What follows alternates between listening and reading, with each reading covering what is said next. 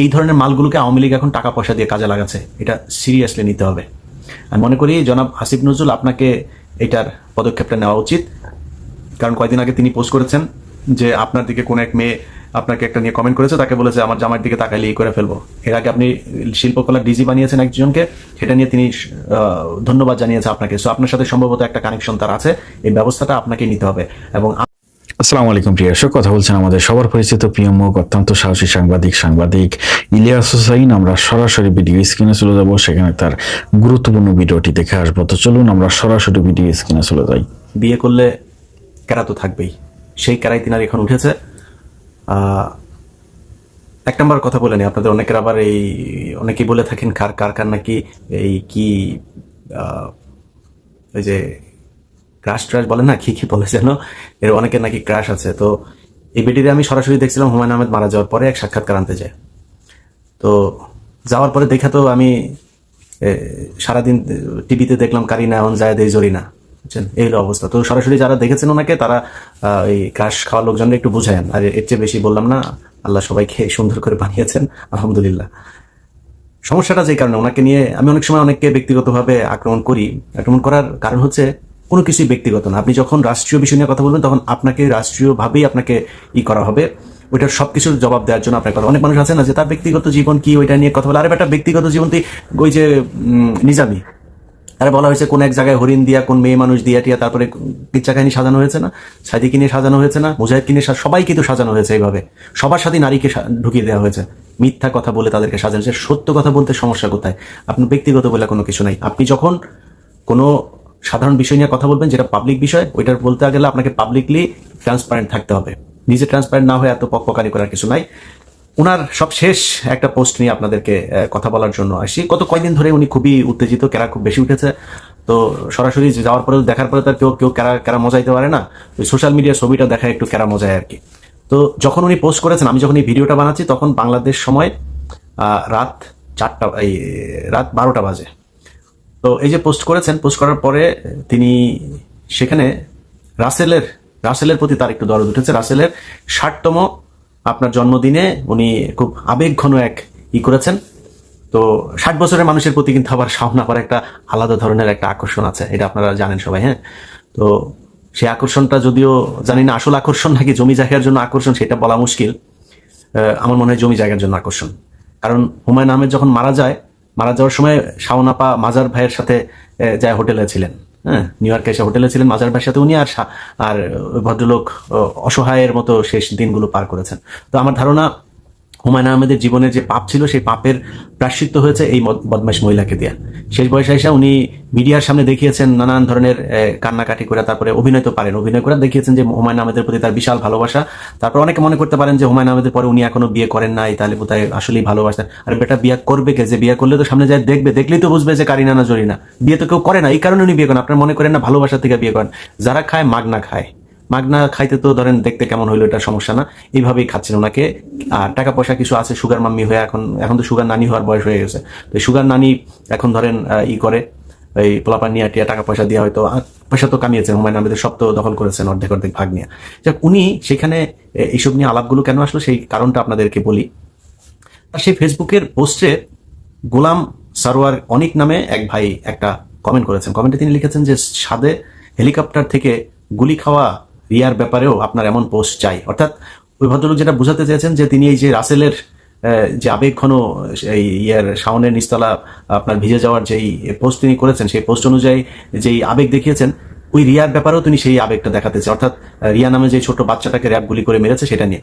সেখানে শাওন সাথে সাথে সেটা রিপ্লাই দিয়েছেন যে বলেছেন যে এখানে আপনার চাওয়া পূরণ করার দায়িত্ব নিয়ে আমি বসি নাই। আপনি অপরিচিত একজন হয়ে অন্যের পোস্টে এসে পকর করা বন্ধ করে দেন, ধন্যবাদ। তো আপনি তো নিজের পাবলিক ফিগার মনে করেন, তো আপনি পাবলিক ফিগার, আপনি একজন সেলিব্রিটি। আপনার মতো সেলিব্রিটি হুমায়ুন আহমেদের কাছে নিচতলা ভাড়া দিয়ে তারপরে এক সেলিব্রিটি হয়েছেন। আপনার মতো সেলিব্রিটিরা আর কোথাও কেউ জায়গা দেন। আপনার মতো এরকম একজন বিখ্যাত সেলিব্রিটি যখন পোস্ট করবেন, পাবলিক তো আইসা তারপরে আপনাকে কমেন্ট করবে, তাই না?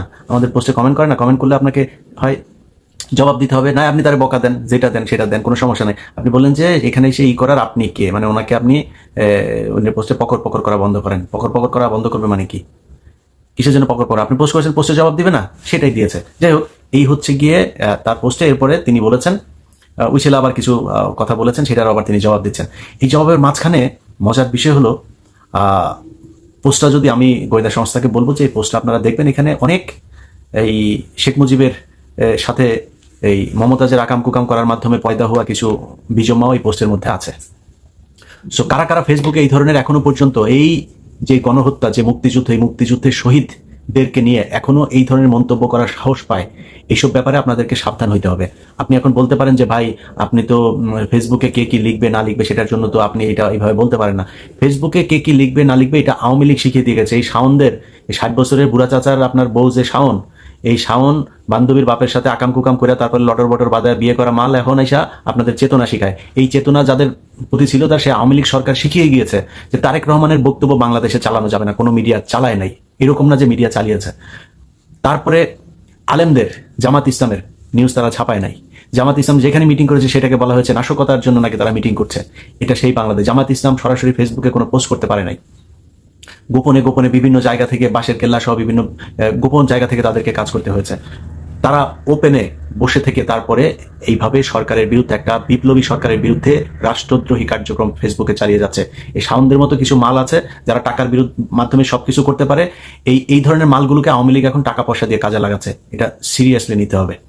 আমি মনে করি জনাব আসিফ নজরুল, আপনাকে এটার পদক্ষেপটা নেওয়া উচিত।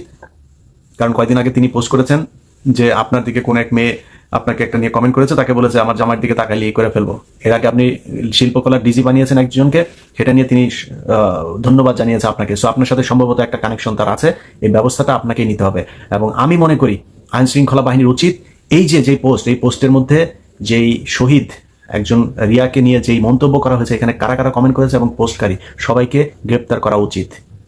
আমার মনে হয় বাংলাদেশের মানুষ যারা একটা বিপ্লবের মধ্য দিয়ে যাচ্ছেন, তাদের সবাইকে যার যার জায়গা থেকে, শুধু পুলিশ না, যার যার জায়গা থেকে, সেটা হইতে পারে কালকে জামাত, শিবির, বিএনপি, তারপরে ছাত্ররা আছে না।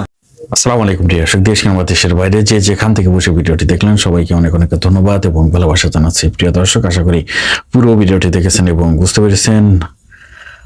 দর্শক, আমাদের সাহসী সাংবাদিক ইলিয়াস হোসাইন কথা বললেন শাওনকে নিয়ে।